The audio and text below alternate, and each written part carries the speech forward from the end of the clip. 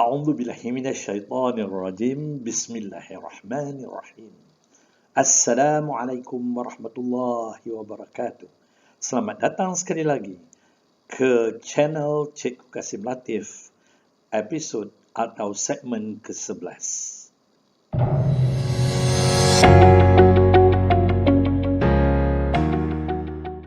Para guru, mahasiswa, para pelajar yang saya kasihi sekalian, dalam segmen ke-11 ini, saya akan membicarakan tentang mengumpul idea dan maklumat. Tapi sebelum itu, saya ingin ingatkan sekali lagi, ada 8 langkah untuk menjadi seorang pemidato yang bagus. Yang pertama, mengawal gugup. Kita dah cerita dalam segmen yang ke-8 atau 9. Kemudian menganalisis halayak, majlis dan diri sendiri dalam segmen yang ke-10. Hari ini mengumpul idea dan maklumat, episod yang ataupun segmen yang ke-11. Kemudian nanti kita akan membicarakan tentang mengatur bahan ucapan, merancang pengenalan ucapan, merancang penutup ucapan, membuat latihan berucap dan seterusnya yang akhir dalam panduan berucap yang ke-8, iaitu menyampaikan ucapan. Para hadirin, tuan-tuan dan puan-puan yang saya kasihi sekalian, apa pentingnya mengumpul idea ataupun maklumat?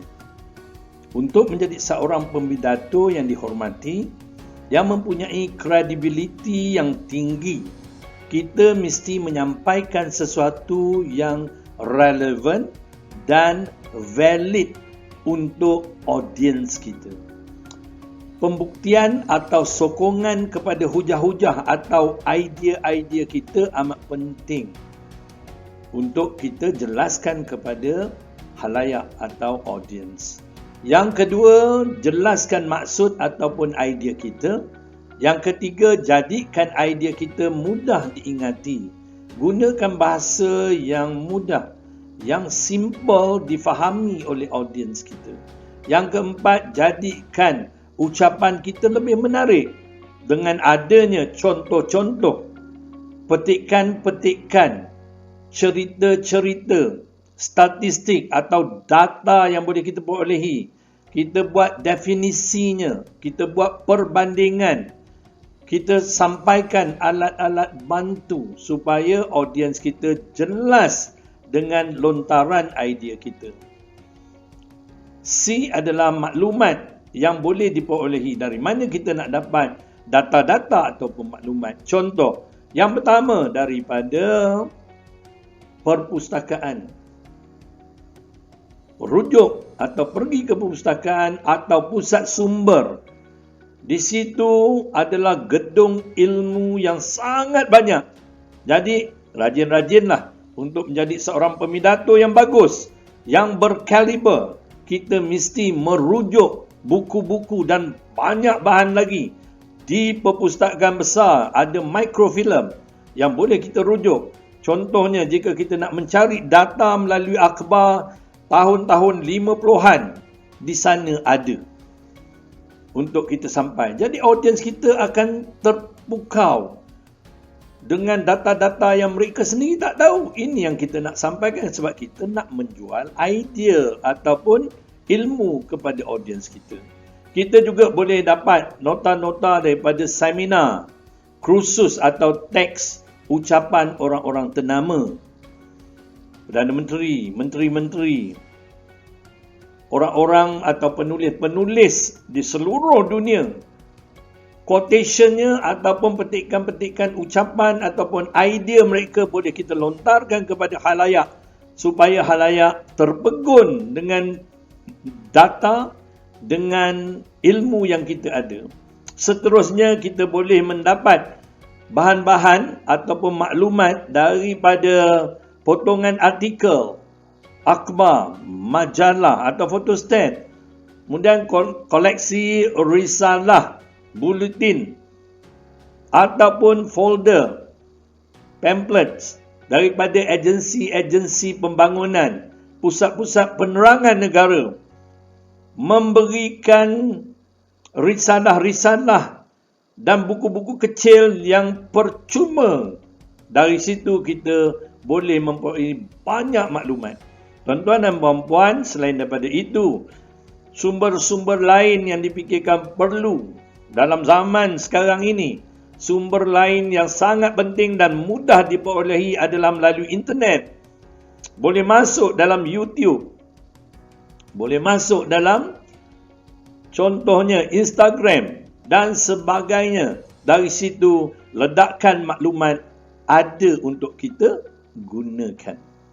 Seterusnya, yang keenam, bagi memantapkan ucapan kita, bolehlah atau kita mesti membaca dengan banyak.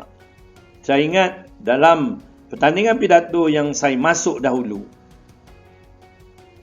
untuk berucap ataupun berhujah ataupun berpidato selama 8 minit, saya membaca sebanyak 70 buah buku. Dengan knowledge, dengan ilmu yang begitu banyak, kita dapat mengeluarkan pidato atau hujah kita dengan lancar kerana kita ada bahan yang valid.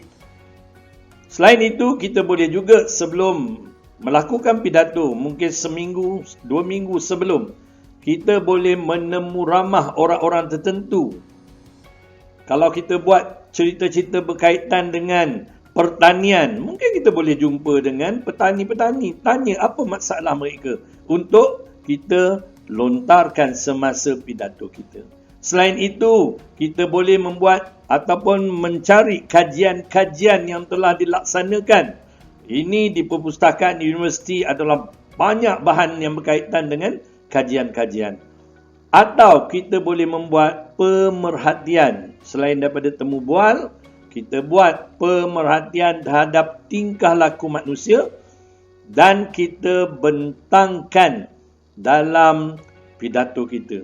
Tuan-tuan dan puan-puan yang saya kasihi, itulah 6 langkah untuk mengumpul idea ataupun maklumat supaya apa yang kita sampaikan, pidato yang kita sampaikan akan menjadi valid dan ada kredibilitinya supaya audiens tidak akan bosan.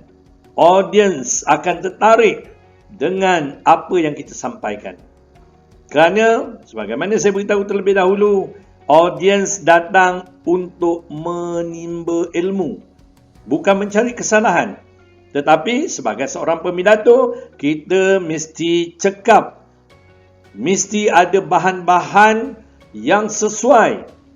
Yang kita tahu audiens kita tak begitu mahir dalam bidang tersebut, ataupun mereka belum ada knowledge baru yang hendak kita sampaikan, itu barulah pidato kita akan mendapat perhatian dan akan menjadi viral kerana mereka boleh menyalurkan maklumat itu kepada rakan-rakan yang tidak hadir dalam majlis pidato tersebut.